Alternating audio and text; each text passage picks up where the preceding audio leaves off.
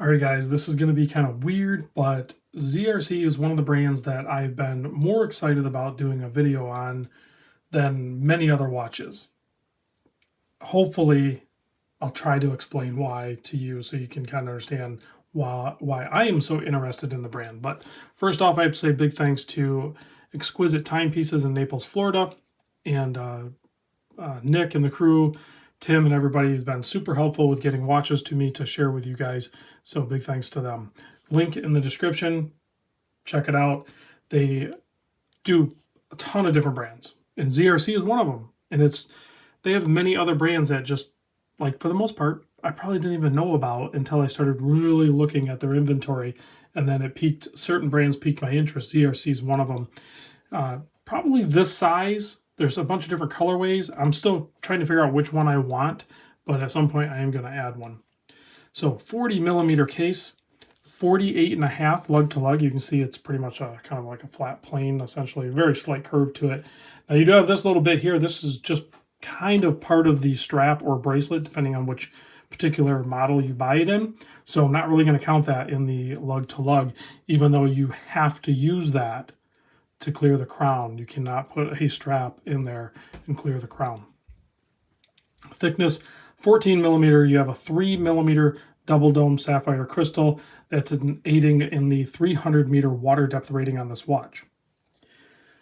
The lug width 24 millimeter. So you can put a different strap in here. It is screw. They're not really spring bars. They're screw and pin and stuff.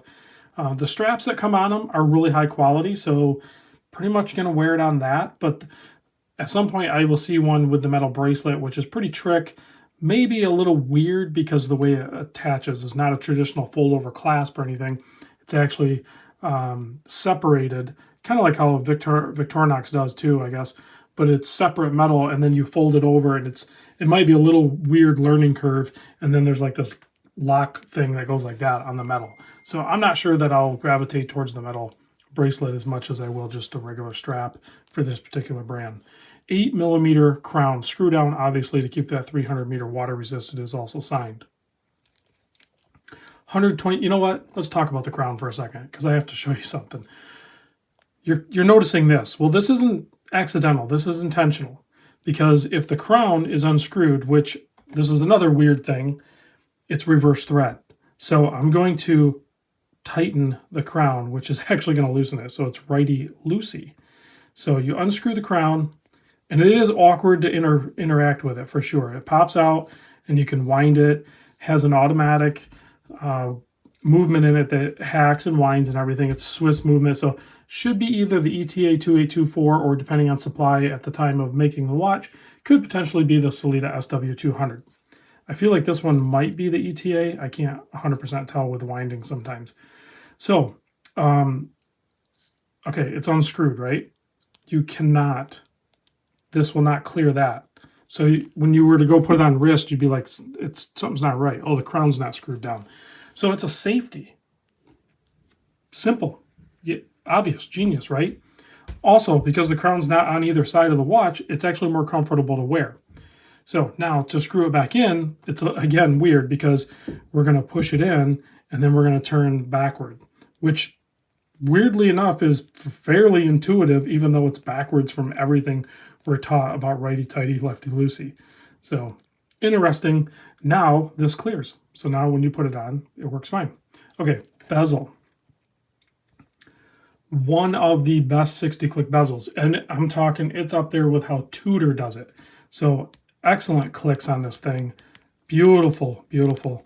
And then the other thing, I want to zoom in and show you while we're in this position. Sorry for the focus being messed up there. ESC, Easy Clean System. It's channeled out inside there, and that's where the water can come and go, because these are meant to be used. They were originally used by the French Navy back in the 60s, and they messed around in salt water. Well, salt water messes up the gaskets and can get all gunky underneath your bezel. In some systems on other watches, you could remove it. I've showed those, but ZRC, what they did is they developed this system where you can flush it out with fresh water. You just pour water in there and it cleans it out. And you can see how tight it sits to the bezel, or to the case. Nice polished relief on there, gives it a little bit of pop. The bezel is awesome. There's no play in it, and it's just got just the right amount of snappiness to it. It's very fun. You have big fat handset there, clearly legible, kind of brushed finish to it, so it helps play with the light a little bit, and you're going to have really good lume on this. Now this one obviously has a green dial. Check out the link down below, guys. I'm telling you, there is a bunch of different colorways. There's even a little bit larger ZRC that's titanium. I'll be able to hopefully get that on the channel at some point. And then you have this fully vented rubber strap, which is easy to keep clean and won't hold in moisture and everything like that. Everything's Swiss made on this. The watch, interesting concave, like screwed in case back. Swiss made again. This is called the Grans Fons 300 meter, also written on the dial. You'll also see automatic anti-magnetic. I looked and I looked and I looked. Oftentimes when they claim anti-magnetic, they're just hitting an ISO rating. In this case, I think it's ISO 764, which is only like 4,800 amp meters, but that's plenty good enough for regular everyday use in our lives. You're not going to magnetize the movement in just regular everyday use. But I was trying to figure out how do they obtain that, because sometimes they have to do somewhat of like a Faraday cage or something. But in this particular case, the stainless steel of the watch, I confirmed that there's no Faraday cage. So I'm like, all right, how do they do it? Well, the stainless steel is blended with another metal material called molybdenum, something like that. I cannot pronounce it, but go look it up. Actually, there's some in the Exquisite Timepieces ZRC category. They actually cover this in there. That was one of the sources I actually used. It was right from Exquisite Timepieces. They educate the customers too, you know. So it's a blended steel, which that material, stainless steel, isn't 100% anti-magnetic, but when you mix it with that material, it makes the case itself be kind of like a Faraday cage, which is usually obtained with a soft iron cage inside the watch. So what they did is they made their steel of the watch basically be its own cage. Again, genius. Why don't we do that more often? It kind of makes sense, right? So it's all of these little things that just stack up for this watch. Now, again, another thing is I'm kind of just big on the Phoenix brands or the Revival type brands, where ZRC was a casualty of the quartz crisis. They just poofed, gone, and now they've been resurrected. So they were originally founded by Zuccola and Rocher Company. That's what the ZRC stands for. A couple of guys in the French region, I'm sure. And then it poof went away, unfortunately, like a lot of other brands.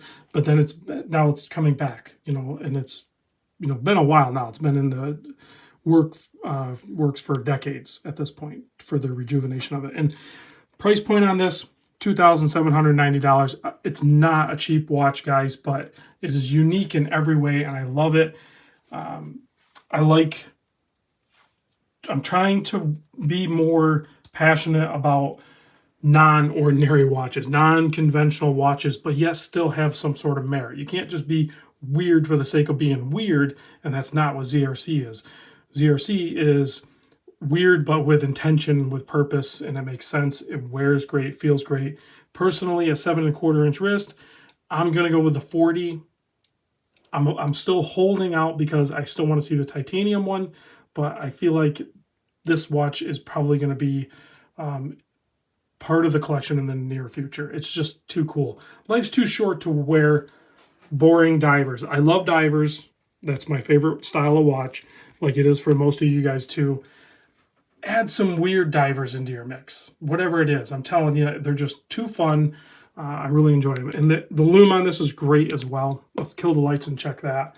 I babbled long enough. Again, unconventional lume.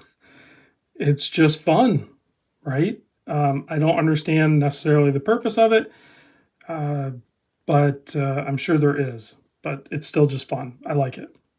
Thanks for watching, guys. I'll see you on the next video.